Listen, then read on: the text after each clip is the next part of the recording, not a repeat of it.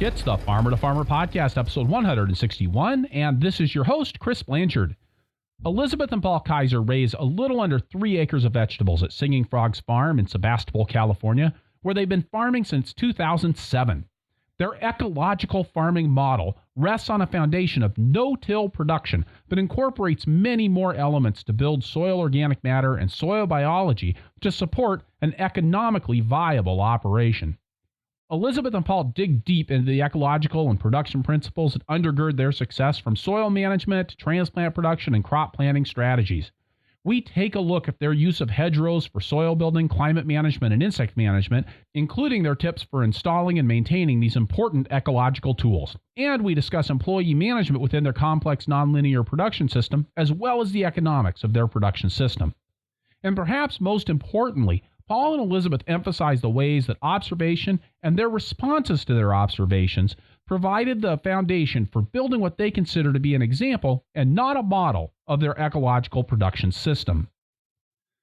The Farmer to Farmer podcast is generously supported by Farmers Web, software for your farm.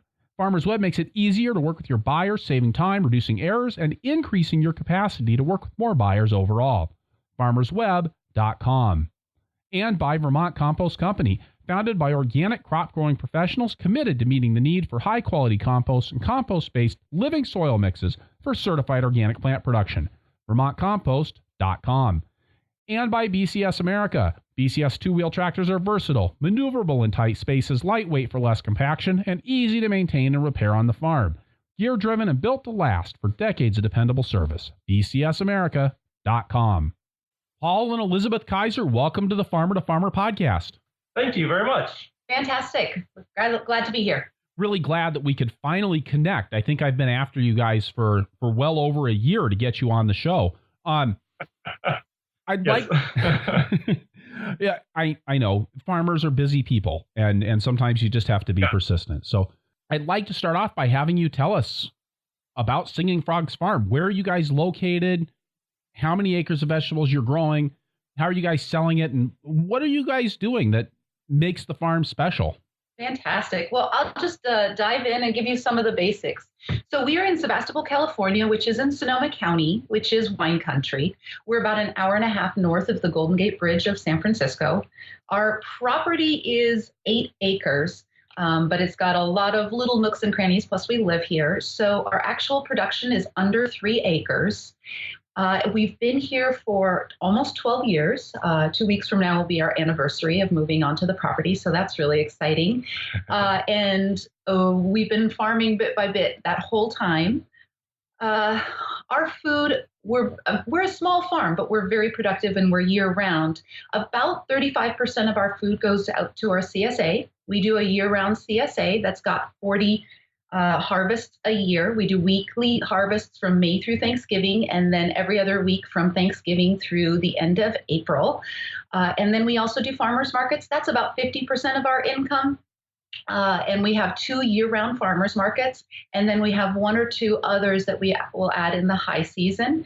And we just love that community. And then the last little bit of our produce does go out to some restaurants that we have a good relationship with, as well as we have a really fantastic food hub in our community called Feed Sonoma.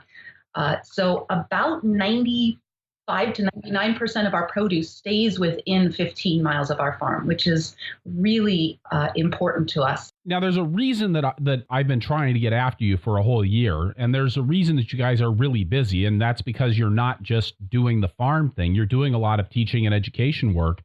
And I'd like you to tell us about the production systems there at Singing Frogs Farm that has so many people. I've had more requests to have you on the show than I've had for anybody else. And so I'd like you to tell us about what it is that makes Singing Frogs Farm different. Well, thank you for that. I think what often catches people's attention is the sales figures, but there are many farms out there that we've met who are doing better than us or the same as us for sales per acre. But the reason the sales per acre figures are important for Singing Frogs Farm is because we are also focusing heavily and exclusively on doing a really ecological farming model with no tillage of any kind. An entirely hand labor, ecologically based farming model that happens to also produce revenue for us to live on and our crew. And I think there's a lot of information out there, especially right now, about tillage and carbon. And it is really rocking the box that farming has been in. I mean, you think of farming and what do most people think of? They think of a tractor and a plow. And here we are, these, little Northern California farmers on less than 3 acres saying, well, we're doing it. We're not doing tillage. And I think that rocks a lot of boats. And what we're doing is very specific. There's a lot of ways to do it. We have gotten into sharing it because oh gosh, I don't even know why, but we got into talking about ecology. Our background is really in ecology, and we love that. And people kept asking, and so we kept telling about it. That's how we got into telling about it. I think it's really critical for farmers to remember our job, our role in this world. And it isn't just producing food and making ends meet, which is critical because you can't be a farmer the next year if you didn't make your ends meet the prior year.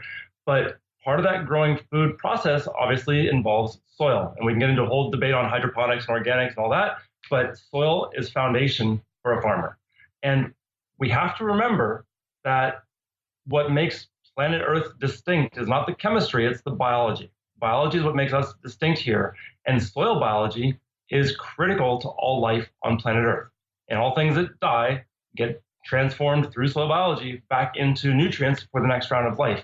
And in addition to that decomposition, more importantly, is photosynthesis. And photosynthesis, taking all the atmospheric carbon that we have too much of and free and abundant sunlight, is drawn in by the plants and made into all kinds of nutrient and energy packets, of which, yes, the plant grows using those nutrients, but at least a third and up to 2/3 or 3/4 of the nutrients the plant makes through photosynthesis is exuded through the roots to feed soil biology. And it's critical as farmers and land managers to remember that photosynthesis is what makes planet Earth unique and special. And we need to constantly be feeding soil biology through the act of photosynthesis, therefore maintaining a full and complete cover of green living plants on the soil at all times of the year as best we can is critical. A diversity of plants, so you have a diversity of root exudates, is critical. And of course, you never want to disturb that soil with any means of mechanization or metal tools going into the soil, because all that disturbance is going to wipe out the biology that's there and destroy the habitat, destroy the interrelationships, destroy the fungal colonies and networks, destroy the root exudate pathways. It's going to wipe out that which, as farmers, we need to care about most. And I think he said that very much from the ecologist side. But what you're also doing is you're also growing food that you're feeding to your community, that you are making a livelihood off of, and so forth. And so we can do these two things together. And we want people to understand that, the way that we've gotten it to work on our under 3 acres here in Sebastopol, California, is not the way it needs to be done. There's all sorts of really innovative things that are happening.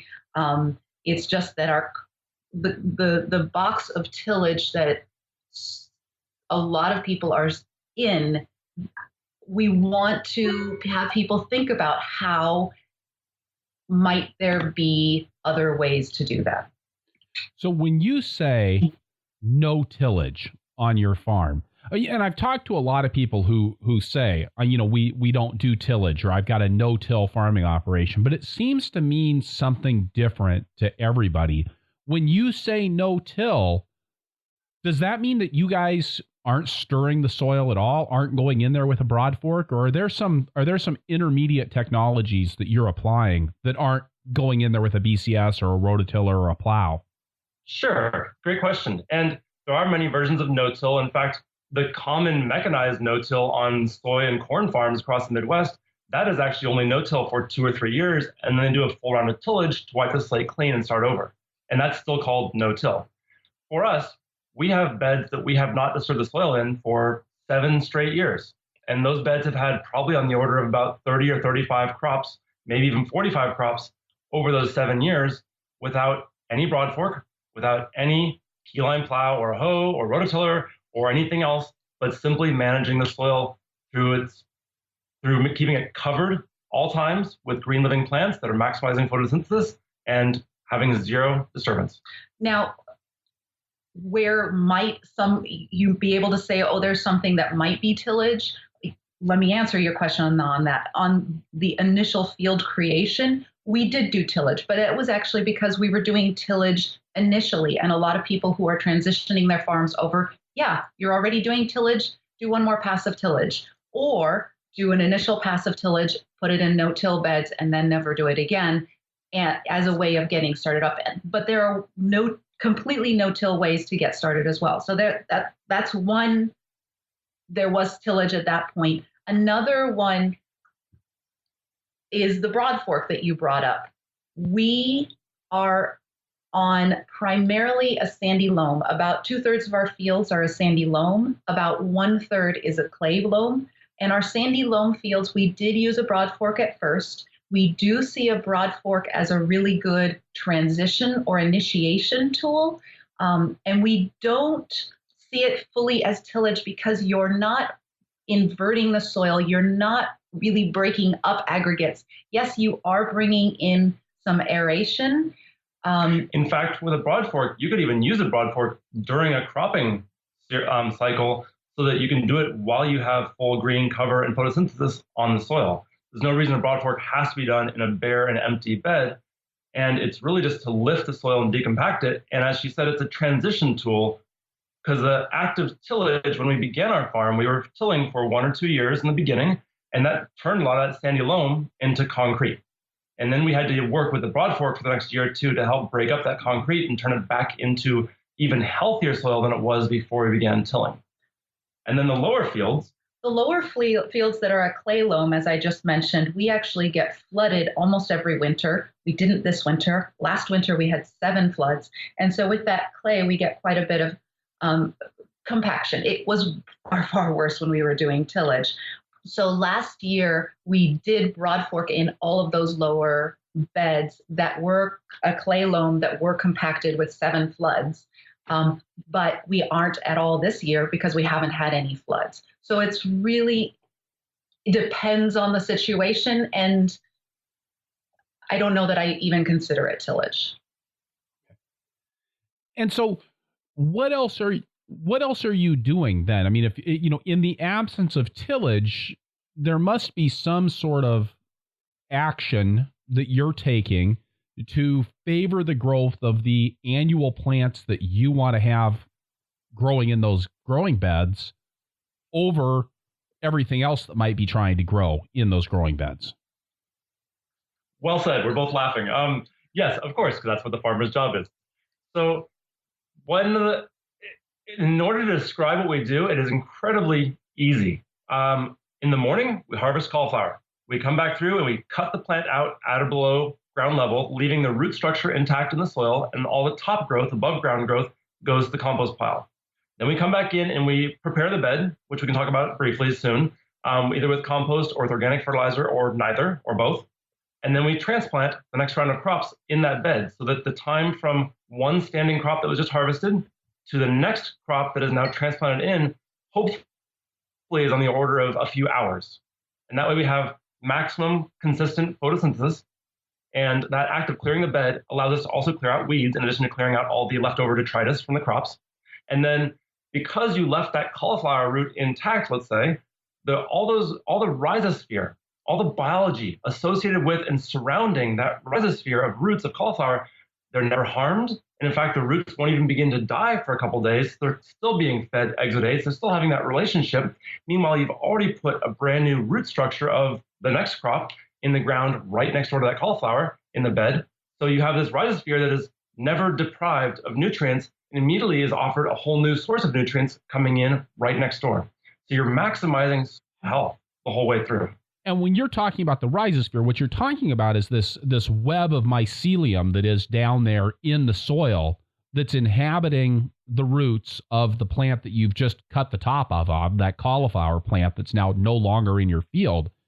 But the mycelium are still there and in those roots and spreading out into the soil. And what you're saying is now you can go from that into the next crop. Correct. And it's not just the mycelium, it's also the nematodes and the bacteria and all the other beneficials. There are just billions and billions and billions and billions of species of beneficial soil microbes that mostly we know very little about, except that the more of them we have, the healthier our plants are, the healthier the soil is, and the higher the nutrient density of the crops coming out of the soil is as well. And also, I'd like to add in there, we are not mechanically moving the soil around, but everybody else is. The plants are, the earthworms are, all of the other little organisms, they're moving the soil around quite a lot.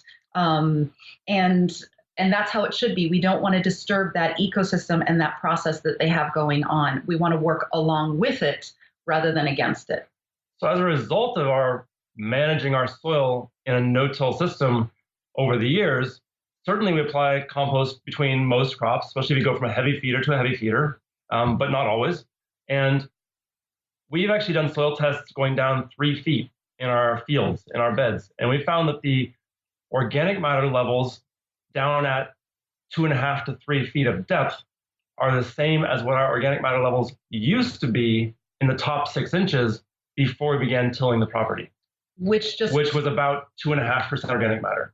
Wow. Since then, we've now increased our soil organic matter in the top 3 foot horizons so that the bottom of those 3 feet is 2.5%, and the top of the 3 feet is anywhere between 8 and 11%, depending on what we feel is appropriate for that field in terms of its exposure to sun and wind and its soil type, clay or silt or sand, etc. And so we can actually modify the organic matters to go higher or lower according to what kind of benefit or detriment we see for that field and what it needs.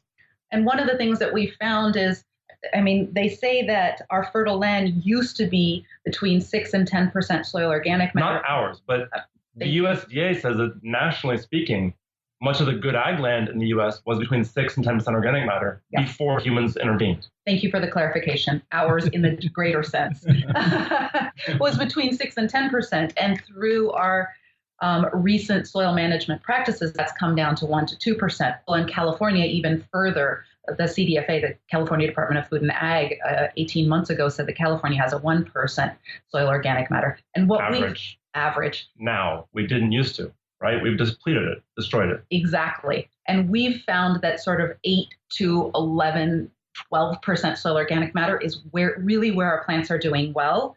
I don't think it's a surprise that where it used to be, where the Mother Nature had it, is a really good place to be.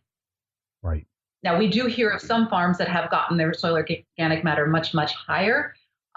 We just didn't find much benefit to that and don't know anything about it. Maybe they've got some amazing thing going on there.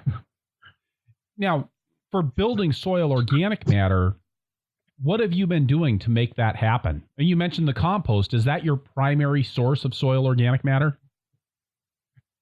Great. I'm glad you asked. And that's often what's promoted in literature written about us, but it's not at all necessarily the truth of what is happening here. As I mentioned, we've had this amazing increase in organic matter in the top 3 feet of our soil. And some back of the napkin calculations with a few other soil scientists, friends of ours. And we all sort of agreed that, honestly, if you calculate how much compost has been put down over the years in the fields, that the organic matter level increase we've had can only be accounted for, only about a third or a quarter of the organic matter levels increase can be accounted for by the compost additions, which means more than half of the organic matter increase we've had on the farm has nothing to do with the compost and everything to do with the other 100 tools in our toolbox for better soil management. And compost is simply one tool in our toolbox, and there are many, many hundreds of others. So I started a few minutes ago by mentioning that it's so simple. We cut out the plant, prep the bed, and transplant the next one.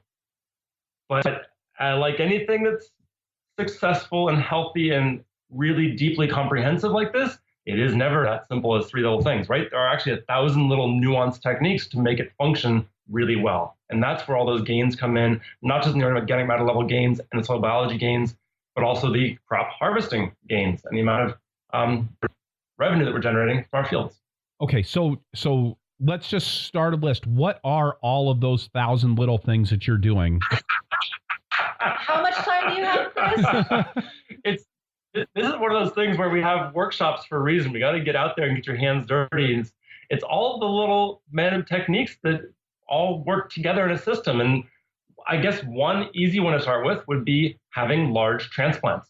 Because if you do direct seeded crops out in the fields, well, that direct seed goes in the soil. It takes a week of staying constantly moist and wet as you water it. But while you're watering the seed, you're also watering weed seeds. And then they germinate. And then you still have another 3 or 4 weeks until they really grow and begin to cover and shade the soil. That means you have at least a 4-week time in which you had nothing covering the soil, nothing feeding the soil, and yet you were watering it. Well, if your organic matter is low to begin with and you're just watering it for 4 weeks with no roots, then you're mostly leaching out the nutrients that you had put in ahead of time. Hence, you need to top dress or side dress a month or 2 after germination.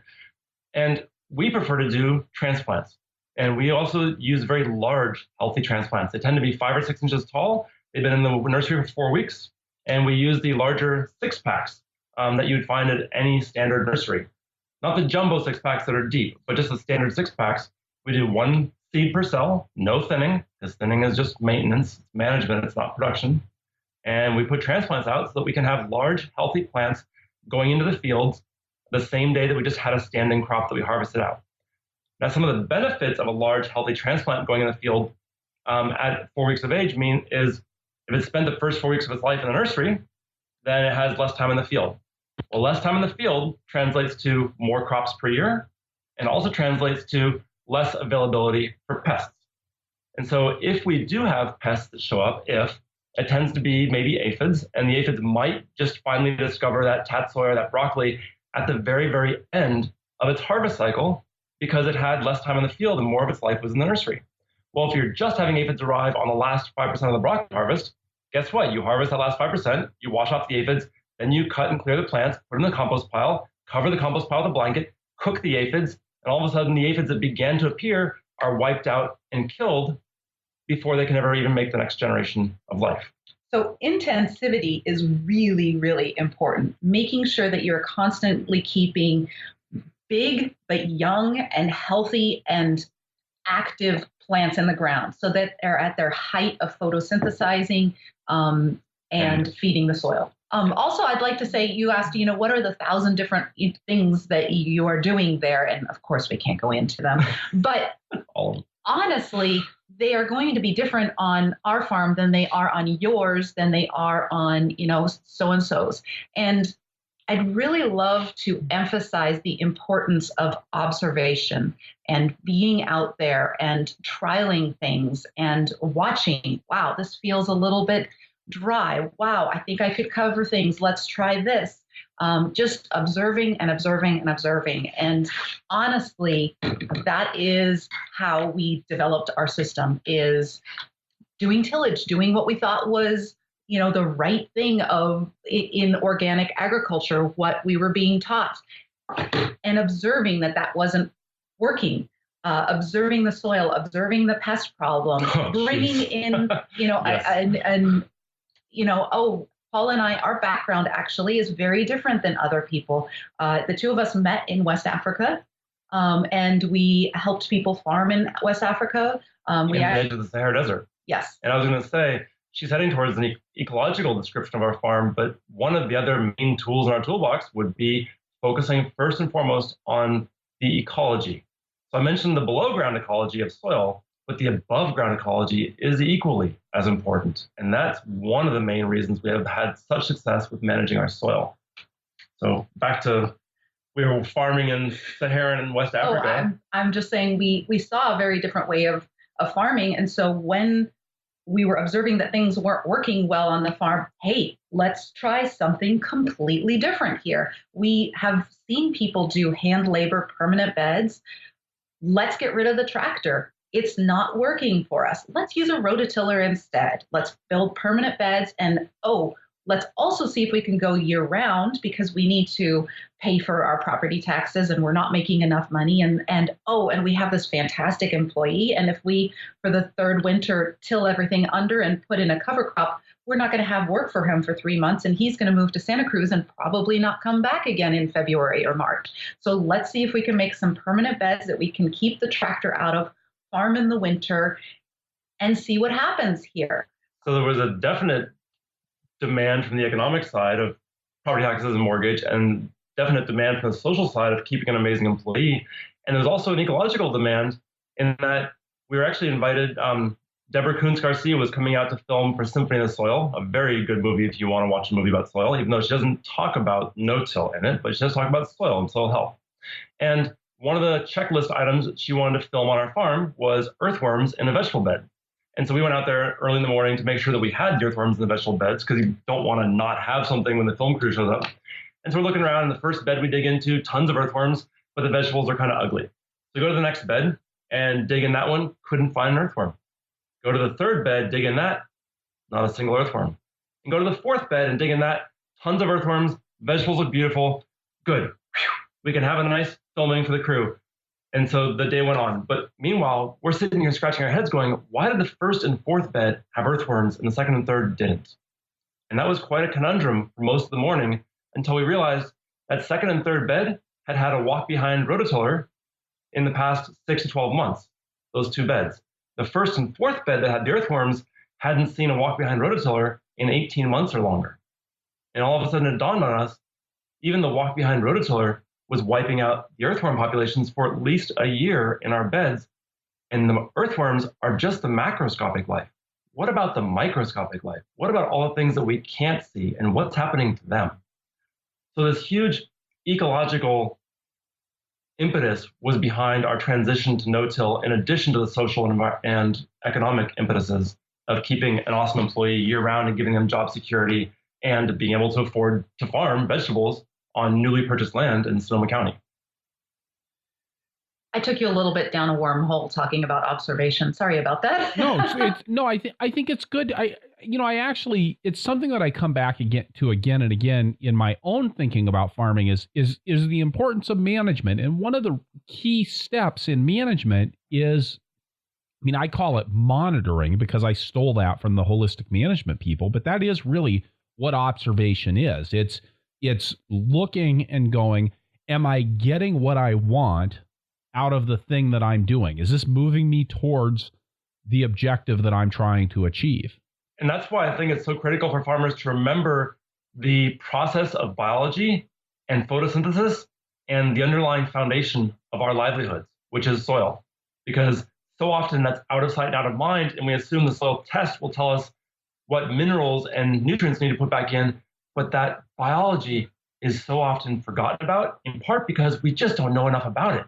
Except that we see when biology is healthier, everything else is easier and healthier. So we're at the point now where we pretty much don't have pests. We pretty much don't have weeds. We've gotten rid of most of all the viruses and diseases and pathogens that were out there. And we've been able to farm tomatoes in the same beds for 12 years. In the first couple of years of doing that, when we were tillage-based, those tomatoes had viruses and diseases. But we've still had tomatoes in the same beds. And as the soil gets healthier and healthier, those viruses and diseases have faded away. So talk to me about the kinds of things that you're observing and paying attention to when it comes to measuring and evaluating your soil health, if you're not relying on the soil test. Well, there actually is a myriad of soil tests. And I think a really fun one was a total microbiology test for the soil. And we didn't need to do it, but we wanted to because it was actually a confirmation of all of our other management techniques and other observations that we can go to as well. But this one observation was doing a PLFA test, which there are many types of biologists, of course, and PLFA is just one of many. But one of the results that we had from that was we did a control test in one of our green grass permanent roadways, and we did another test 30 feet away in a vegetable bed in one of our no-till fields. And these two tests were 30 feet apart. Both have basically permanent crops, but one of them is a permanent grass cover and no harvest from it. And the one's permanent vegetable rotation and constant harvest. And what we found is that the grassy roadway had slightly above average for total soil biology. And 30 feet away in the production economic vegetable beds, we had about 4 times as much biology in the soil, 3.5 to 4 times as much biology in the production area over the permanently grassed roadway, which should have been a very healthy ecosystem to begin with, and it was. So that kind of laboratory observation was really critical to giving some numbers to what's happening in the microscopic range. But macroscopically, some observations are simply, what is the soil tilth naturally doing? How much moisture is it holding? How much plant cover is on it? What kind of diversity of plants are in the soil? Are we making sure to rotate enough vegetables through? Are we intercropping and multi-cropping vegetables together to create diversity? Are we maintaining edible weeds along the perimeters and throughout the beds to add even more diversity and more plant cover? I would say a lot of it actually comes from just sticking your hands in, from transplanting, is it dry? Is it wet? Is it chunky? Am I encountering life in there? There's an earthworm here, or there's too many roly-polies over here. The soil's really cold here. She mentioned soil being cold, and that's actually an interesting offshoot that we could go into. But one of the ways to cover your soil, if you can't do it with green living plants, is to cover it with mulches. And they can be dead plants, it can be straw, wood chips, or get into plastics and landscape fabrics and stuff like that. And it's interesting to remember that not all mulch is necessarily good. Some mulch can reflect a lot of light, like a straw, and keep your soil very cold, which in the summer for brassicas is great, but in the summer for corn or tomatoes would be horrible. And so it's interesting for us being in a very cold valley bottom that we need to be aware of the temperature of the soil and temperature of the climate and really help to accelerate the warming of our soil in the springtime and lengthen the warming of the soil into the fall as far as we can, but yet protect it from summer's furious UV exposure and wind, as well as protect it from winter's deep freezes that we have constantly and repeatedly. Another major observation is the crop that we are just harvesting and taking out of there. How did it do? How quick was it? How did the leaves look? Is there a lot of leaf growth? Is there a lot of the fruit? Let's see, what else? And what season did it just grow in? Yes. And then what does the soil look like right now as the crop comes out? Yes. What season are we heading into? Yes. And what's the next crop we want to put in, et cetera? And then also, not necessarily our observation, but what has the weather been? What is the weather projected to be? Those are really, really important. We just had a very strange 2 weeks where it was almost 80 degrees out here. It was 80 in early February. And now we're hitting low in mid-20s in the mornings right now. Yes, the high for today is 55 and the low was 20 this morning. Yep. So taking all of that into account as well. Paul, you mentioned above ground biology leading to soil improvement. And that doesn't feel to me like an obvious straight line sort of a thing. Oh, good observation. So, yes, and actually thank you for asking about the above ground macrobiology again, because that is really our foundation and our beginnings and our origins. And my master's degrees were really looking at how to help farmers in the hot, dry tropics to regenerate their soil and regenerate their livelihoods. And I worked very much with agroforestry, trees and bushes, and how those interacted with soil and crops to help bring back vitality to heavily degraded lands in the tropics. And now we are here in a cold temperate zone in a low valley bottom in inland California, slightly inland California. It's an intriguing location we have.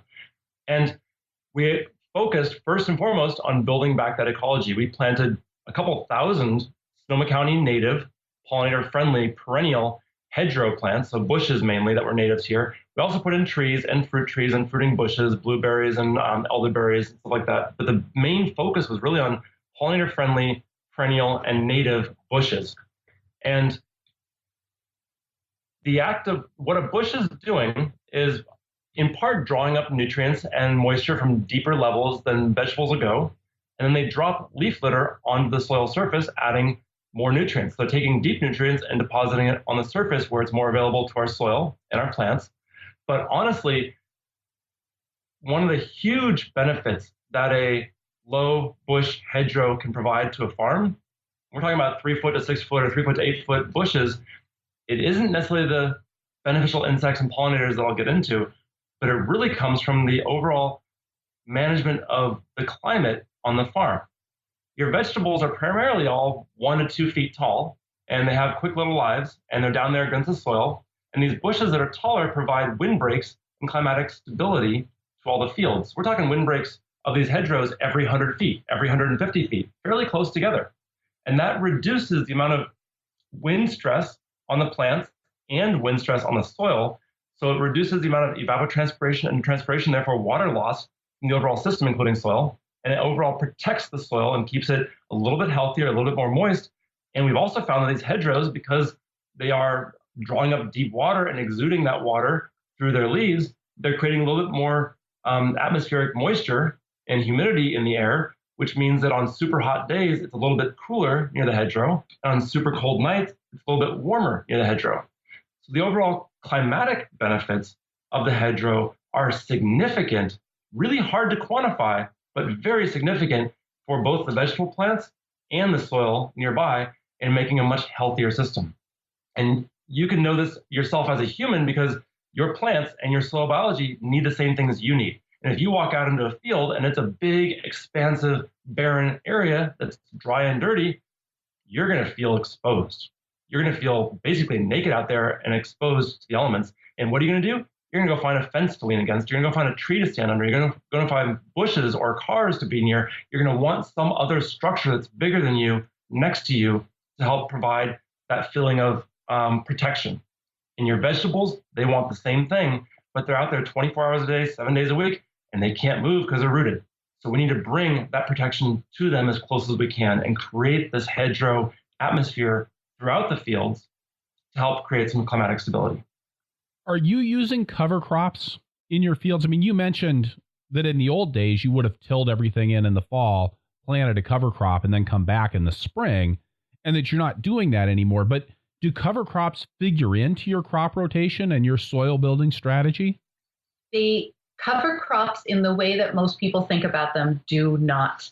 Every crop we have out there, whether it's a Napa cabbage or pepper or a broccoli or whatever it is, radicchio, fennel, I don't care what, all of them are covering the soil. All of them are feeding the soil. All of them are part of the system. No, we do not do a non-economic cover crop. We do some, favas and so forth, but we will harvest those as well. So every crop on our farm is a cover crop and is an economic cover crop.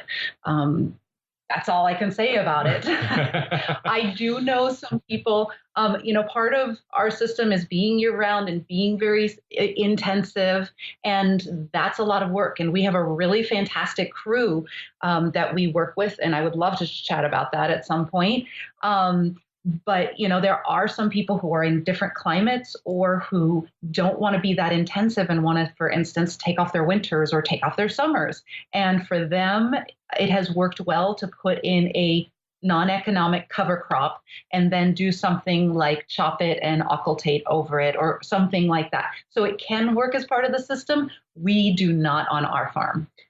And an important equation to add on to that is that if you do a cover crop and you either chop and drop or till it under, then between 2/3 and 3/4 of the carbon and nitrogen content of the cover crop is often lost to the atmosphere, and only 1/4 to 1/3 is maintained in the soil. But if we look at every single economic crop as a cover crop, and we're cutting and removing the plant growth and putting it in the compost pile, when you compost the green biology, green organic matter, and put it back in the field as finished compost, you've actually maintained 2/3 to 3/4 of the carbon and nitrogen in that compost and only lost 1/4 to 1/3 of it to the atmosphere. So through the act of growing these all as economic cover crops and then removing them and putting it back in the field as finished compost, we're doubling the amount of nutrient retention versus if we had grown a non-economic cover crop and then plowed it under. Paul, can you explain why that is? Because I understand what you're saying, right? If I have a crop in the field and I just chop it and leave it lay, why wouldn't that be getting me as much organic matter? I mean, because the same amount of organic matter is there as if I put it in the compost pile. Right. So chop and drop or tillage, either way, chop and drop, you're losing a lot of the CNN to exposure. The wind and sun is going to draw out a lot of the nutrients, and it'll volatilize with the carbon. Well, the carbon and nitrogen in the plant matter will volatilize with the oxygen in the air and form carbon dioxide and nitrous oxide, two of the most potent greenhouse gases. Same goes with the tillage. If you were to plow under a cover crop, that very act of plowing it under and tilling it up is breaking it up into large plant matter and large soil aggregates down into small chunks. So you have a greater surface area to volume ratio after tillage, and therefore you have more exposed surfaces. So a lot of the C and the N, carbon and nitrogen from the plant matter and the soil both, are also exposed to the oxygen being injected through the act of tilling, and they combine again to form carbon dioxide and nitrous oxide. And those lift off and go into the atmosphere as greenhouse gases. So in both cases, much of your C and N in the plant matter or banked in the soil is lost through exposure and through disturbance. And yet, as farmers, as we know, the two things you need most in your soil are nitrogen for plant growth and carbon for soil structure. So versus if you'd removed the biomass from the fields, put it in the compost pile and composted it, you have a much larger percentage of that C and N maintained in that compost pile, especially if it's a covered compost that's well managed, and then it gets put back in the fields. The trade-off is obviously to compost it all requires more labor. Right. And to just chop and drop or till under is much more efficient and easy to do. So if you have 100 acres you're working on, this may not work. But I would love to see, rather than 100-acre no-till veg farms being intensive, I'd love to see 100 1-acre no-till veg farms being intensive. So if instead of chopping and dropping, you're taking that cauliflower plant or that tomato plant or whatever it is, chopping the top of it off, wheeling it out of the field, and now it goes onto a compost pile, talk to me about the process of turning that tomato plant or that cauliflower plant into compost at Singing Frogs Farm. Sure. We do have about 7 or 8 or 9 different compost piles around the property. We wish we had more of them that were more centrally located to more fields, but we try to get a compost pile near every 2 or 3 fields and then have space for 2 piles. You can make one and turn it and then start making a second one. But the process is pretty darn straightforward. We try to keep things as low maintenance as possible and highly focused on productivity. So rather than saving up different ingredients from our fields to then build a pile all at once, we don't do it that way. We are simply just feeding the pile with whatever comes out of the field at all times. And we just feed the pile. Weeds go into there, weed seeds go into there, all the vegetable matter goes in there, etc.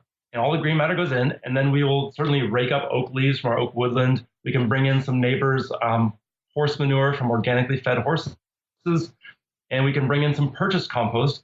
And we can blend all of these together to make our finished compost. However, in the process of making ours, as I said, we keep feeding the pile until the pile is full from our point of view. And from our point of view, a full pile is one that we can no longer manage by scale. So a maximum size would be about 20 feet long, 15 feet wide, 10 feet high. And at that point, we tell the crew, okay, we're done feeding this pile. Let's start making a new pile over here. And then we take that finished pile and we turn it immediately, because by the time we've finished building it over 3 to 8 weeks of feeding it, usually the bottom half is already mostly decomposed. So we invert the pile right away and then cover it with a compost blanket. And then it's a matter of, we will certainly turn it at least 3 or 4 or 5 more times so that we ensure that the pile spikes up to 150, 160 degrees Fahrenheit at least 4 or 5 or 6 times. But we may do that process slowly over a few months if the compost isn't needed right away, or we may do that process really quickly over a few weeks if the compost is needed right away. And then another thing is we make more than half of our own compost, but we also do bring in some compost. And we feel pretty strongly that the best compost is 2 or 3 different composts mixed together, because each will have positives and negatives. It might have really fantastic body and be great at holding water, or it might have really good nutrients. But generally, you won't get one compost that is good at everything. So we bring in compost from our municipality, and we've been having some challenges with that the last couple of years due to some political things going on. But generally, the idea is that us as farmers, one of our jobs is exporting nutrients off of our property every single day. Water and nutrients. And those nutrients need to come back from our community. And the ideal way to do that is a nutrient loop whereby we can get compost from our community. So that's what we try and do on our farm. So once we've gotten through the process that Paul just described, the very last turn, we will combine our compost with something that is purchased, turn it one more time, cover it one last time, let it sit there for a short amount of time, and then use that. And again, not to get too focused on the compost, but how much compost are you putting down on a bed before you plant? So right now, our heavy compost beds that we're putting in, getting ready for like a 6-month tomato crop, we're putting out about a 1/2 inch of compost. And for some beds, especially in our hoop houses where we overwinter lettuces, we have found that we can actually create an aphid problem by having too much fertility in the soil. So we often put down a 1/2 inch of compost and organic fertilizers in August for our last cucumber crop. Those cukes will harvest out by Halloween, and then we'll follow it with 3 successions of lettuces over winter until February or March without any further compost or fertilizer of any kind. So we'll do the 1 cucumber crop plus 3 lettuce crops, all banked on the 1 set of nutrients put in August, as well as the healthy soil biology in the first place. But for our field crops, it really depends on heavy feeder to heavy feeder, light feeder to light feeder. And we're putting down about a 1/2 inch of compost on maybe 70 or 80% of our beds. And the rest of them won't get any compost.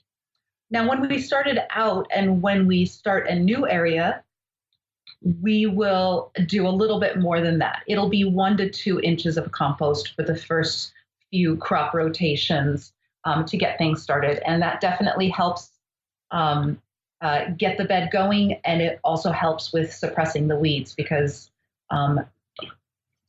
as you get into a no-till system, it takes a while to work yourself out of the seed bank that's there. Which is kind of an irony because it was the tillage, for us at least, that created a lot of the weed problems that we now have, especially bindweed. Bindweed was never very prolific on the farm, but our tillage in the beginning made it prolific on the farm.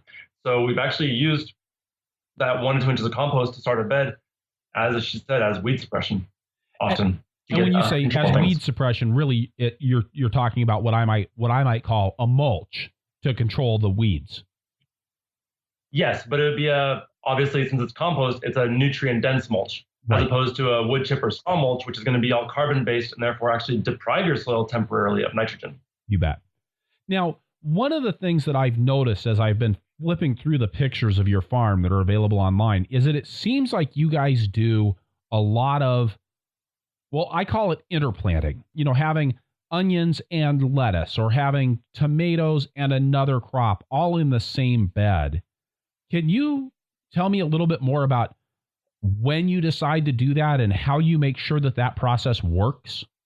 I'm thrilled that you asked about that because we love doing interplanting. And, one of the things that Paul said earlier is, keep your soil covered as often as possible. And by having diversity and by having 2 crops in there at the same time, you are more than doing that. And then also the main crop that goes in there, there's 100% cover of that when it goes in. And so that would be the leeks that you're looking at. That would be the tomatoes, would be the Romanesco cauliflower, things like that. You're getting 100% cover on that. And then you're getting an additional anywhere from 40 to 70% of another crop. So you're getting 1.7 crop out of there at one time, which is fantastic.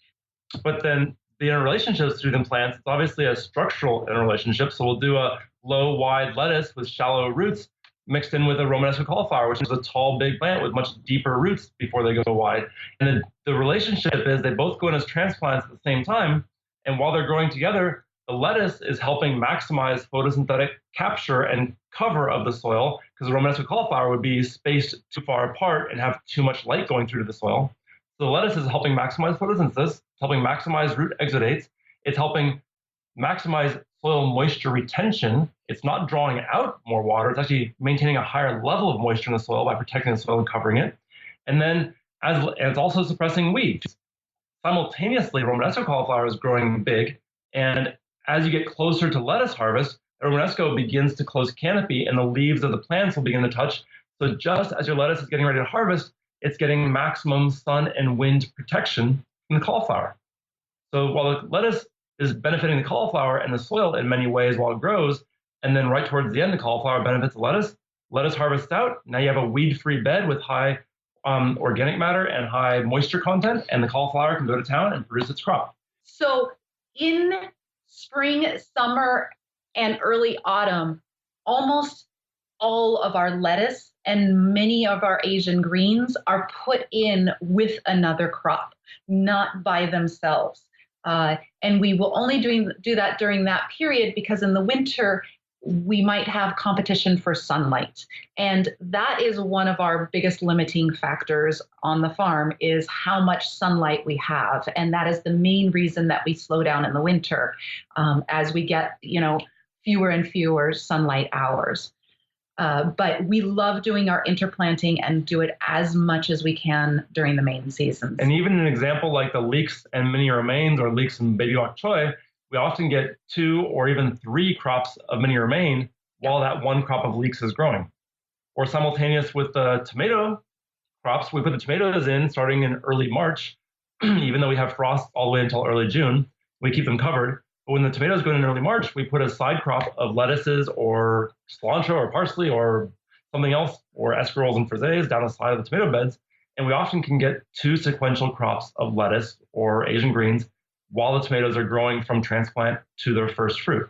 So having lots of economic revenue rolling in from a bed that is otherwise just growing your tomatoes is a really nice thing to have economically, but it also helps maintain soil moisture content, weed suppression, soil biology, all the other benefits for the soil as well. And it helps keep your farm small. And having a small farm really allows you so much freedom.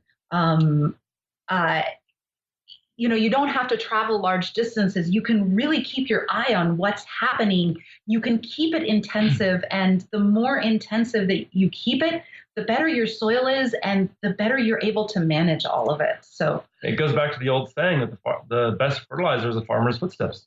Yes, absolutely. On that good quote, we're going to stop here, take a quick break, get a word from a couple of sponsors, and then we're going to be right back with Paul and Elizabeth Kaiser from Singing Frogs Farm in Sebastopol, California. The Farmer to Farmer podcast is brought to you by Farmers Web, software for your farm. Farmers Web makes it easy to work with your buyers, saving you time, increasing efficiency, reducing mistakes, and streamlining order management. Farmers Web helps you manage orders from buyers who place them online, but also those that order by phone or email. Use Farmers Web to generate a product catalog for buyers. Allow those buyers to view your real-time availability online and create harvest lists and packing slips for your orders. Farmers Web helps you inform your buyers of delivery routes, pickup locations, lead times, and more while helping you keep track of special pricing and customer information. You can also download detailed financial reports. Farmers Web offers a free account type and a flat monthly fee on paid plans. You can pause, cancel, or switch plan types at any time. Check out a demo video and the Farmers Web guide to working with wholesale buyers at farmersweb.com. And perennial support for the Farmer to Farmer podcast is provided by Vermont Compost Company, makers of Fort V and Fort Light potting mixes. When you're growing transplants, all of the investments you've made in plant materials, heat, labor, and overhead depend utterly on the performance of the media where you expect your plants to grow.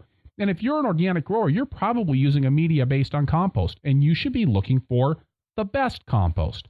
Most organic potting soils have 2 parts, the compost and everything else. At Vermont Compost Company, Carl Hammer and his crew are very intentional about the inputs they use in their compost. While they're making use of waste products, waste disposal is not their primary goal. Ingredients are sourced consciously and with the end in mind. And the same goes for the everything else part of the potting soil. Like the best in art, everything in Vermont Compost potting soils has a purpose. Fully composted compost, top quality ingredients, and a real sense for the art and the science of plant production, combined with a real commitment to organic growing professionals, that they're going to create a consistent product year after year after year. And in something that's subject to as many variables as market farming, it's nice to have something you can count on. VermontCompost.com. All right, and we're back with Paul and Elizabeth Kaiser from Singing Frogs Farm in Sebastopol, California. I'll ask this from both of you, but Elizabeth had mentioned earlier you wanted to talk about training a crew or having a crew in this kind of a setup and how you work with your employees. And one of the things that I can imagine is that with this much complexity in your operation, it's not like you can just hire somebody off the street, send them out to do the work. It is farming is a highly skilled job, no matter where you're doing it. And Yes. especially on an intensive no-till system, it's highly skilled, no question about it. We absolutely love our crew. And because we are such an intensive operation and a year-round intensive operation, everybody needs a break. We need to work together, and we love that. So for us, what's actually most important is that people come that are in love with the work and that know how to move their body. Once you have that, and you can just get stuff done, you can just go. We actually are able to train a lot. So no, we don't just take anybody off the street. We want somebody who's passionate. We want somebody who can move. We want somebody who's got a decent amount of experience. And then we want somebody who fits into the crew. We have just really wonderful cohesion in our crew. We have so much fun. You should have seen us yesterday morning packing CSA boxes in the barn. It was too cold, so we had everybody in the barn working all at once, and it was a riotous crew. And it was about somebody brought chocolate, and we just had a lot of fun. And sometimes we're talking what's going to happen next on the farm, or farming practices, or there was a rare a seed exchange that somebody went to and they were really excited. And sometimes we're talking, hey, you're going camping next week, and tell us about that. So that is very, very important. So we train people. We have a core crew of full-timers and then a bunch of part-timers who come and go, and they are a wonderful addition. They might have a job in a farm-related nonprofit, or they might run their own farm on the side, or they might be a soil scientist on the side. And we love having them pop in and help a couple of days a week, be a very important part of the team, but have a core of full-timers that keeps us going through. Everybody does very similar work. There are a couple people who specialize in little areas, but overall, we're all working together. We meet in the morning with a to-do list, and hey guys, here's what we're doing for the day. We, 2 people should work on this. Let's get a crew on this. And then people sort of self-select on what they're interested in, how they're feeling that day. They just did a lot of bed prep yesterday and their body's a little tired. They want to do some seeding. So it works really well. And we actually, for the most part, people are working on multiple different projects during the day. So it isn't just one thing for 4 hours or 8 hours or 10 hours at all. And in fact, we don't really have 10-hour days. Everyone here works a 40-hour week or less. And it really is focused on a diversity of projects. And we are kind of doing a little bit of everything every day of the week. And so for the most part, most of the year, we're harvesting 4 to 5 days a week. And we are transplanting 4 to 5 days a week. And we are bed prepping and managing 4 to 5 days a week. And we're doing seed sowing in the nursery about 2 or 3 days a week. We usually knock it out. So it's sort of a constant flow of productivity. And there's not a lot of time for maintenance. We don't need to do weeding. We don't do any sprays of any kind, not organic, not conventional. And we don't do thinning. We don't do all that kind of management stuff. We just focus on the production part. And we do a little bit of production of all kinds every day. In the winter, we do a little bit of, we'll save some of the projects, the management projects, and that is also an important part of it so that we keep our crew here year round. Like reskinning a hoop house or widening the gravel parking area for our CSA members or helping put in some hedgerows, that kind of stuff in the wintertime, and getting straw mulch ready for the spring growth. Yes. And by keeping people busy with those in the winter, this year, as people are asking, for work on the farm, I'm having the problem of having to say, hey, nobody left last year. I have a full crew. We're just rearing and ready to go. So no hiring this year so far. We have just an amazing crew we've kept for the past, year plus. Yeah. Just ongoing. And on our slightly less than 3 acres of production, we find that about 5 to 6 full-time equivalents is what we're using out here. Not counting ourselves. Correct. So that was a question I had. You said 40 hours. Nobody on the farm works more than about 40 hours a week. Does that include Paul and Elizabeth? It does include Paul and Elizabeth, actually. At this point, when we were starting up, we were doing a little bit more. When we started, Elizabeth did have a off-farm job as a public health nurse, and then she worked here about half the week. And I worked certainly full-time, more like the 50, 60, 70-hour weeks that most farmers know. But as we got our no-till system up and running and began to hire people, we definitely pulled back. She became a full-time farmer 3+ years ago, which is fantastic. And now we are both full-time, but our full-time is really sort of that 20 to 40 hours a week, because a lot of our time is put into education and outreach and networking and conferences and that kind of stuff. So our actual farming hours are not at all full-time for either of us. Yes. One of the things that I oftentimes see when people are doing a lot of, education and conference work and consulting is a lot of criticism like, oh, well, that's clearly where you're making your money. Are you guys making your money on your farm? Or are you making your money from your teaching and consulting and telling everybody how cool you are? I'm glad you asked. I was just thinking the same thing, that when we talk about the numbers for our farm, that does not include education, outreach, consulting, or conferences. It is strictly the vegetable production. Yes. And you say when you talk about numbers, that's actually something that you didn't just sling out there right away, which I really appreciate. What do the gross and the net look like on your farm, if you're willing to share that?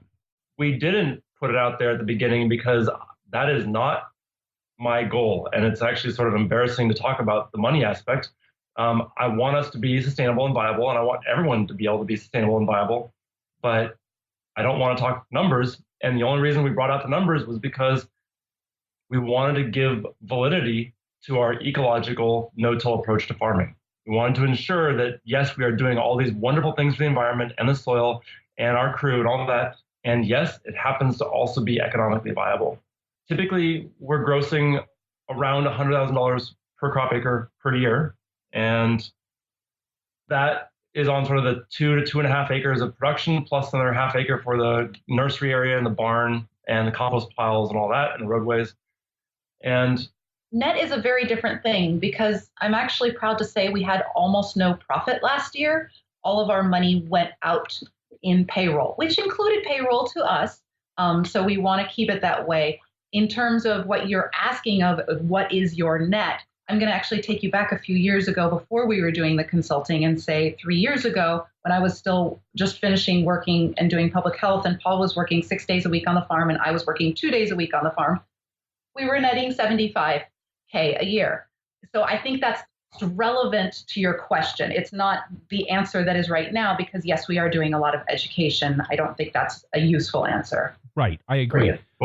But I think that 75 number is an interesting number, because it does really say something about the economic performance of your farm, right? And that is that it is an economically, like you said, an economically viable operation, not just in terms of gross per acre, but in terms of what it's actually returning to the two of you. Correct. And I would say that of our gross right now, a good 62 to 68%, it really sort of varies, but it's been growing every year. But somewhere in that 2/3 of every dollar we bring in goes to our employees. Not us, but to our employees. So they're collecting 65 cents on the dollar of what we sell, which is great. It makes us feel good, and we really appreciate them, which means there's less than 1/3 of our money coming in goes to the farm owners, us, and to all of our other inputs and tools and fees and insurances and those things. When you say crop acres, when you say, about $100,000 per crop acre, is that beds and walkways, or are you guys, is there a way that you're kind of fudging those numbers around? So we tend to measure the entire field, corner to corner, which includes all the beds, all the pathways, the hedgerows that are associated, and the tractor roads in between. Right. So it's the crop area. We're not counting our ponds, not counting the redwood trees, not counting the bamboo groves, not counting the sheep pastures, et cetera, but we're counting the fields with their beds and pathways and hedgerows, the whole rectangle, and then adding it all up. And there is one very nice photograph of our farm from overhead, and you'll see the beds running across the length of the photograph from left to right in the bottom, in the foreground. And just to give you an idea, those beds in that photograph, they're actually 120-foot beds, and you're not seeing the entire length. You're only seeing about 100 feet of length of that bed. So it looks much larger than it really is. And so when you talk about, so you got those 120-foot beds, and I actually happened to be looking at that picture while you were saying that. So then I'm also saying that you got other beds on the farm that are so much shorter than that aren't 120 foot. They must be, and I guess I see the tractor now and going like, well, of course, those aren't 120-foot beds. But they look like they might be in the 30 to 40 foot length range. Yeah. The shortest beds we have are sort of 30 and 40 foot, and the longest is 120 foot. And one irony is that that 120 foot long field is the one where we, about 5 years ago, I was out there managing crops and crew, and we had cabbage growing there, some nice Dutch head cabbage. And I told the crew, hey, we got to go out and harvest cabbage. They asked where. I said, oh, in field 3. And the entire crew groaned. I'm like, what? What's wrong with harvesting cabbage in field 3? I said, Paul, don't you know? That's the long field. It takes a lot more distance to get the cabbage out of the middle of the field. So there's an employee morale aspect to having certain bed lengths. And we found that our 120-foot beds, you can't see the other end of the bed well. You can see that it's there, but you can't see the irrigation hoses, you can't see the weeds, you can't see the gophers from the far end. So we actually really appreciate our bed lengths that are between 70 and 90 feet or 60 and 90 feet, because you can see the far end of the bed and you can see when there are issues and challenges and things failing that need to be fixed. And it doesn't require you to walk the entire length of the bed necessarily. So we appreciate a shorter length bed for many management aspects, as well as just employee morale of getting those heavy crops out from the middle. And if I were to redesign our farm, I would try and have more beds the same length. We have all sorts of different lengths, and it's just because of the organic growth that our farm has had. This field over here and that one over there, and it's the way it is, and it works out fine. But I would have more of the same length, as well as having our composting operation in the middle of the farm, and maybe also our pack shed in the middle. But the bed length brings on an interesting other topic, if you don't mind, which is, we want similar bed lengths so that we can cut one frost blanket and have it go on any bed in the farm. But I also like having different bed lengths because the different bed lengths creates a more patchwork, quiltwork feeling that's less uniform and mechanistic and planned. And so it has a more organic feeling by having different bed lengths. And that brings up the topic of how do we do crop planning? And the traditional way of crop planning is looking at your field or your beds as the unit. And you look at the bed and say, well, how many units can I get in there? How much parsley will it hold? How much tomatoes will it hold? How many carrots will it hold? And the bed becomes the unit around which you do crop planning. And through our no-till intensive model, we used to do that kind of crop planning with the Excel spreadsheets in the wintertime and getting ready for the bed units to figure out what goes in where, when, and how much. But as we went to intensive no-till, we threw that out the window. And now our crop planning comes down to about 5 minutes every Wednesday morning, and that's it. And the crop plan doesn't focus on the bed as the unit, it focuses on the plant as the unit. And what I'm doing on Wednesday morning for 5 minutes every Wednesday is I'm thinking, what is the harvest rate and sales rate? What is the market demand from our restaurants? What does the Japanese restaurant in town want for baby bok choy? And how can we encourage them to buy more of it? What is the farmer's market able to sell in terms of head lettuce? So I just think about our overall sales. And I know it week to week, it doesn't change that much, but we can keep pushing certain things. And so therefore I sit there Wednesday morning and think, what do I need to sow to have the harvest rate to fulfill that demand in the markets? So I sit there and make my seeding list on Wednesday morning for 5 minutes. And the seeding list isn't very hard because I'm mostly looking at the prior 5 weeks to figure out what I'm sowing this week. And so I know that every week I've got to sow 40 flats of lettuce. Every week I have to sow 24 flats of baby bok choy. Every week I've got to sow whatever happens to be. We keep moving through the list.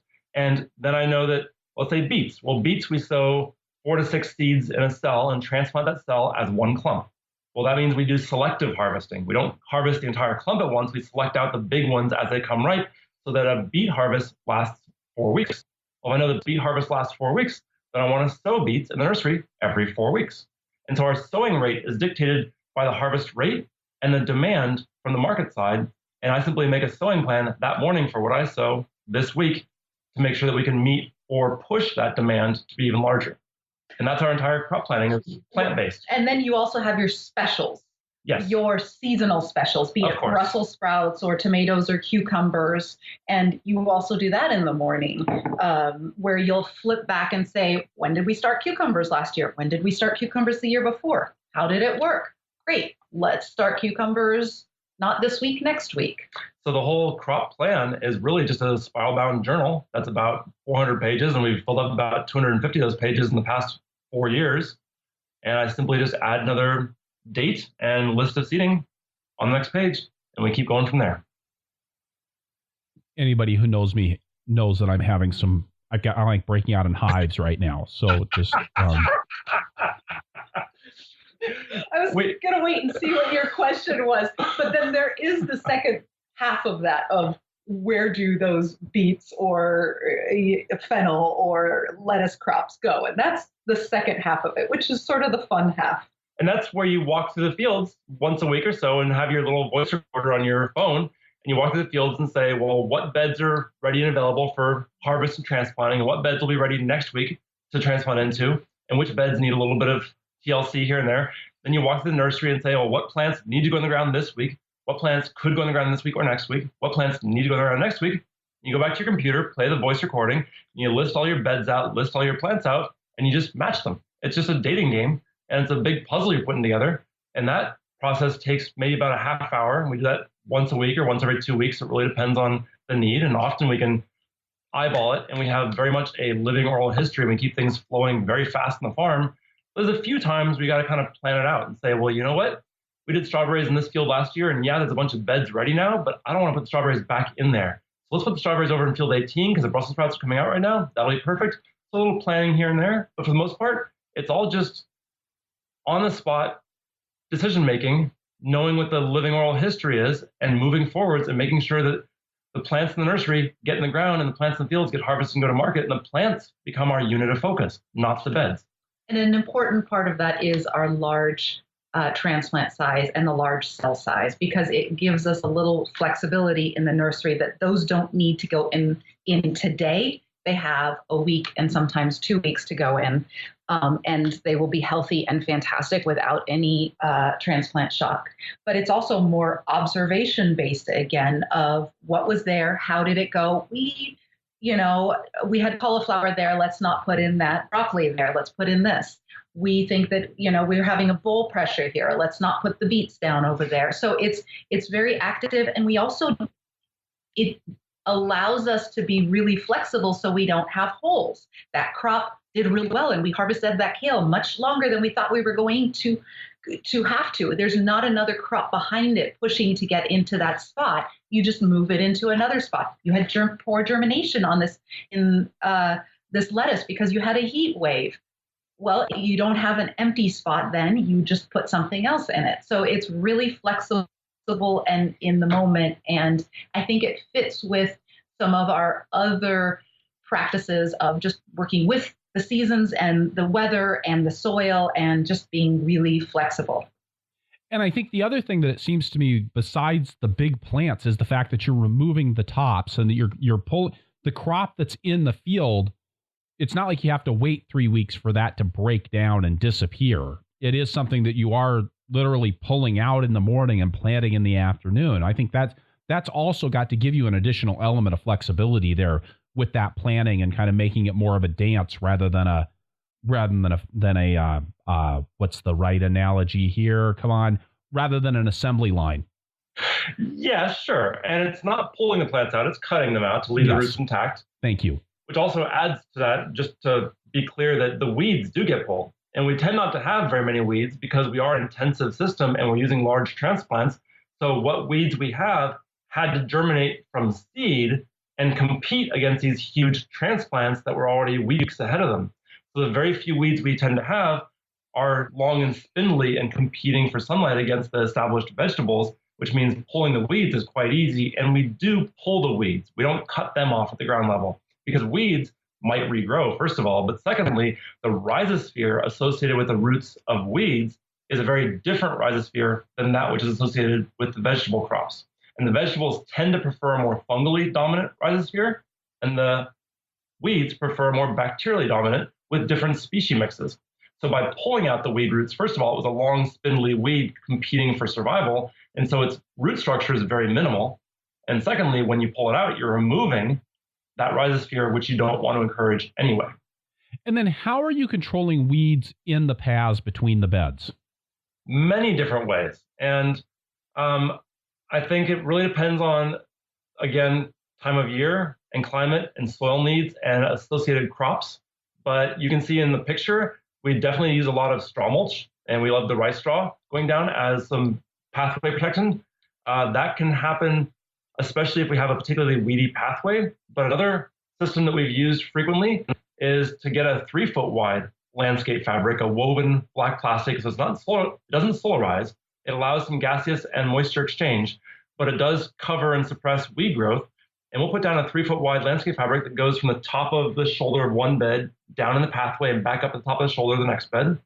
And we only have to put it down for 3 or 4 weeks. If you put it down for 2 weeks, it kills back the weed, but you pull it off and the weed regrows from the growing head. If you put it down for 3 or 4 weeks, it kills them off so they won't regrow. And we've actually found that by doing that black fabric in the pathway for 3 or 4 weeks or 5 weeks, it seems to also, because it's black, help to germinate a lot of weed seeds because of the conditions under the black.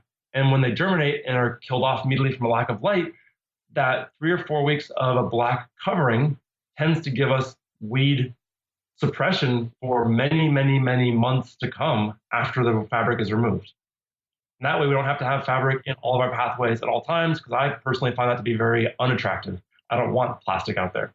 But to be able to use it in 1 out of every 20 beds just for a few weeks and then move it on to another bed and keep it moving is a much nicer system for managing weeds and pathways. Now, I actually wish we could do something else. And, it depends on the resources that you have available. Paul mentioned that we use rice straw. Well, that's because we're here in California and we have that as a resource. A lot of people have wood chips as a resource. And I wish we had more wood chips. I would put them in all of our pathways. And I think that would be great. Not up on the beds, but I love some of the work that's coming out of David Johnson and with his wife, Sue, and their bioreactor, where they are looking at having a heavy carbon-based, slow coal composting process to create a very diverse microorganism. Well, it's a heavily fungally dominant compost. Yes. Out of a heavy carbon feedstocks over a slow decomposition, slow cold decomposition. I would love to just do that in situ in our pathways and yet keep the soil covered and keep the weeds suppressed all at the same time.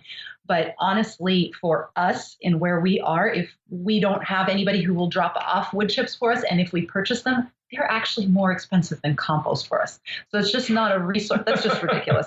It's just not a resource for us. But if you could do it, I would love to have that.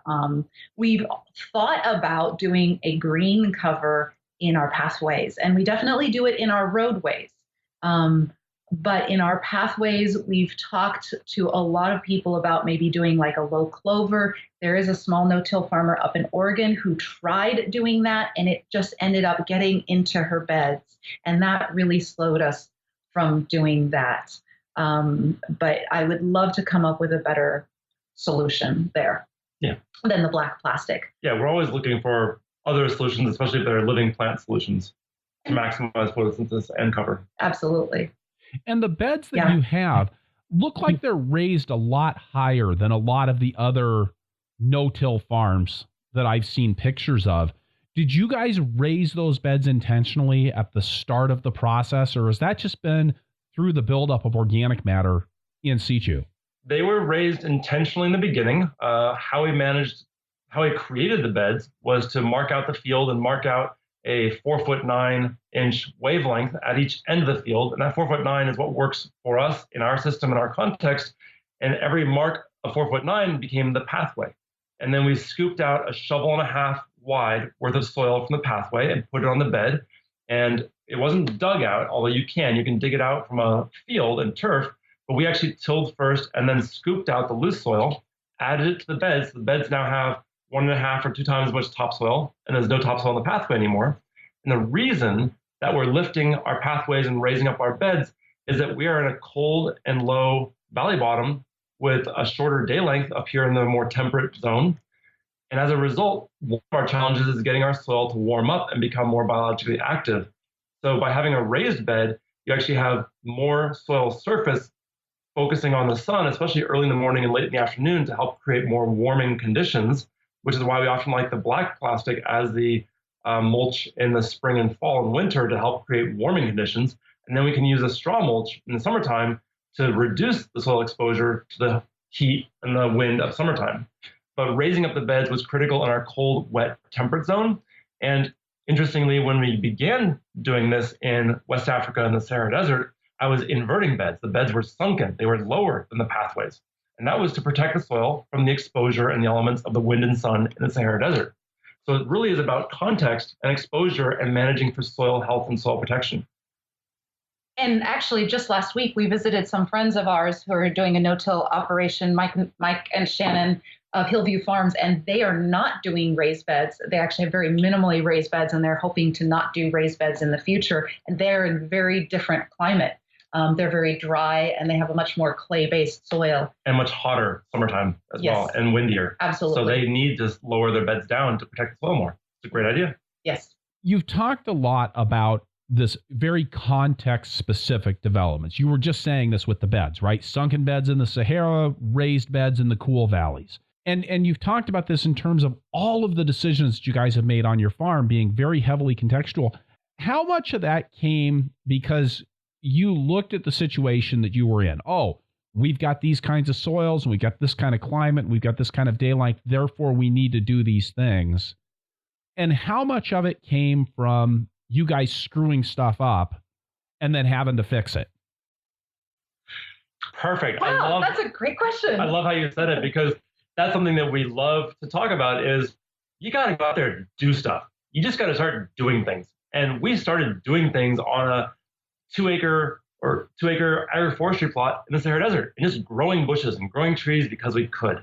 And then we were in Baltimore doing master's degrees, and we started growing cherry tomatoes in planter boxes in our window in Baltimore City. I mean, you just got to start doing things. And that is such a critical component. And we learned definitely through observation and through prior research, it's helpful. But the act of physically doing all of this and making mistakes constantly is great, because every mistake is a learning opportunity. They might be failures in the immediate sense, but they are bountiful nurseries of knowledge and experience you're gaining from that failure. So you just got to start doing stuff, and a lot of stuff, and a lot of different things, and try things out and try 5 different ways of doing it and see what works.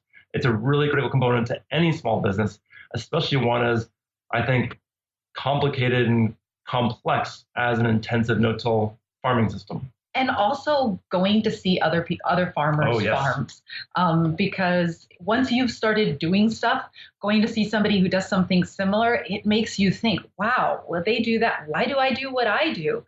And for that, I really appreciate your podcast, because we need to hear what other people are doing, and maybe we don't feel comfortable sharing with our direct competitor at our farmers market or something like that. But hopefully it'll give us ideas. And that's also why we like sharing. I want to stress again that I do not think what we do on our farm is in any sense a model or what you should do or he should do or she should do on their farm.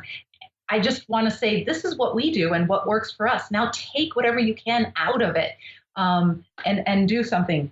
It's not the model, it's a model. And we found that we can't extract too much of it. It really is a cohesive symphony of systems working together. So it's what we have created works very well for us. And somebody else, there have been other farms who have replicated our model down to the T, and they have had great success as well. And there are other farms who have taken a lot of the ideas and the science background, the why it all works, and they have focused that into their own context and their own systems to create their own models that also function beautifully, as long as that understanding of the science and the why and the networking connections is all there. Then the actual how of farming can be contextual, and that's really critical. So there are many models out there doing great things. Boom. With that, we're going to turn to our lightning round. But first, we're going to get a quick word from one more sponsor. This lightning round and the Farmer to Farmer podcast is brought to you by BCS America. A BCS two-wheel tractor is the only power equipment a market gardener will need, with PTO-driven attachments like the rototiller, the flail mower, the power harrow, the rotary plow, the snow thrower, the log splitter, and more. You name it, you can probably run it with a versatile BCS two-wheel tractor. The first time I used a rototiller way back in 1991, it was mounted to a BCS two-wheeled tractor, and it spoiled me for life. When you get behind a BCS, you can tell that it's built to the same commercial standards as four-wheel farm tractors, and it has many of the same features. I have used other tillers and mowers, and I spent most of the time that I was using them thinking of how much easier it would be with a BCS. Check out bcsamerica.com to see the full lineup of tractors and attachments, plus videos of BCS in action. Elizabeth, what's your favorite tool on the farm? What is my favorite tool? Well, I consider myself to be the logistician and the communicator and so forth. So my favorite tool is a cell phone for communicating with the restaurants and my CSA member and my communities and the people out in the fields and my husband. Can I tell you how much we communicate? So I'd have to say that is my favorite tool. Great.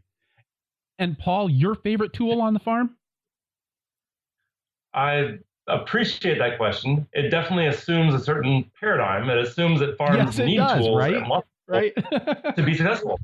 And the truth for us in our system is that the tools we value most are actually our farm crew family and our healthy soil and our ecology. Those are the things that make our farm function. If you ask us about our physical tools, it's like a wheelbarrow and a shovel and a 5-gallon bucket and a yogurt cup. I mean, that's like the tools that we use. So for us to make our farm work, it's the people and the soil and the ecology. I'm going to let you get by with that. Paul, what's your favorite crop to grow? Oh boy. I'm going to do another non-answer for you. Diversity is my favorite crop to grow. And I actually am quite honest in that. There's no single thing I love growing more than others. I mean, we all say, carrots are the gateway drug to vegetables, and cherry tomatoes are as well. And tatsoi is really fun because people tend not to know about it, but it's nutrient dense. And we love head lettuces. Head lettuce is just a gorgeous thing to crunch into and take a bite of like an apple. And all kinds of crops are fun to grow. But it's the diversity that's thrilling to me. That's what I enjoy. It's not just having diversity, but watching the interrelationships and the interplay among all the species making the diversity. That's what I enjoy. You're not making this easy. I'm not. We don't follow rules very well. And if you really want to take it one step further, my favorite crop to grow are my hedgerows. It's my bushes. That's what I love growing. I love that answer. That's really interesting to me. Now, just one quick question about those hedgerows. You've got, I mean, you're basically putting woodchuck habitat in the middle of your fields. We don't have woodchucks, but yes. We have bulls, we have gophers, we have field mice, we have all those things. And actually, birds. Songbirds is the problem with hedgerows. So we never mentioned how the obvious part of hedgerows is they promote beneficial insects, they promote pollinators, they promote songbirds. These are all pest control measures. They promote snakes even underneath them that help prevent pests or manage pests for us. The other part of hedgerows is they can also encourage rodents. And so one management technique that we do, and that's often in wintertime, and it's once every 3 or 4 years, is we'll go to a hedgerow that's established and we'll prune up the bottom 8 or 10 inches from the ground. So we don't want to have any twigs or leaves in the bottom 8 inches. We only want branches.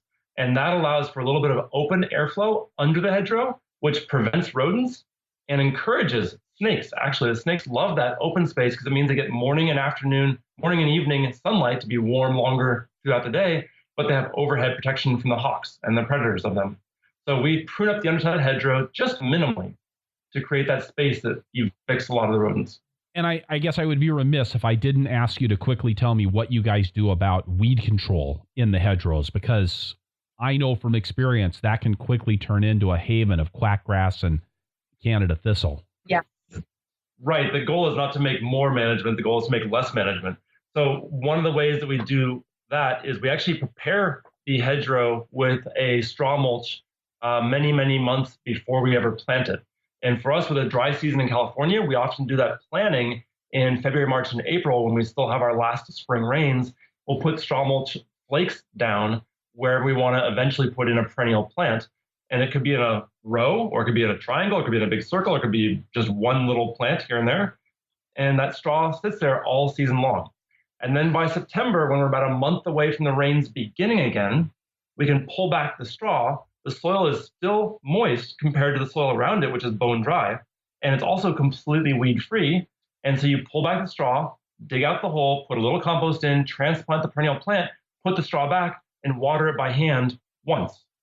So you don't need to put in irrigation. Right. So by having the soil already moist, it can receive the water you give it better and hold on to it. It's already been mulched and it's going to continue to be mulched. The plant now goes in the ground a month before the rains begin.